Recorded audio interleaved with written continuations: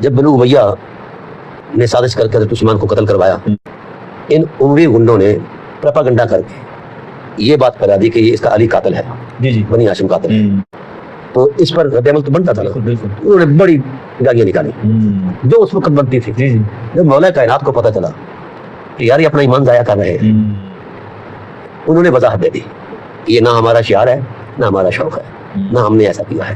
اب جب آپ کی زبان رحمت سے، زبان عصمت سے یہ وضاحت آ گئی تو جو مولائی تھے رد عمل میں وہ بھی چڑھ دوڑے۔ جی صحیح ہے، یہ جذباتی عمل ہاتھ بندے کی محتی ہوتے ہیں۔ اب ہوا یہ چاق چلاک اور چاتر، یہ جو نواسا ہے نا اموی دین کا، یہ اس کا اپنا ذوالفقار شاہ صاحب، یہ نواسا صاحب سے ان سے پوچھا جائے اس وقت جب انہوں نے گالیاں نکالی تھی، جس طرح یہ کرتے ہیں نا چلاکی، یہ چلاکی انہیں جینیٹک سٹیٹس میں ملی۔ صحیح ہاں،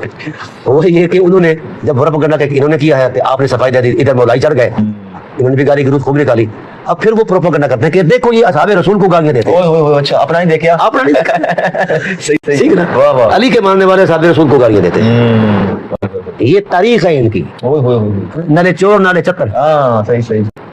اگر یہی بات آ جائے، میں نے ذوالفقار شاہ صاحب سے ہزاروں مرتبہ مطالبہ کیا کہ آپ جو اہل بیت ہیں، ہم جاٹ لوگ ہیں، اہل بیت کے کتوں کے بھی غلام ہیں، بالکل،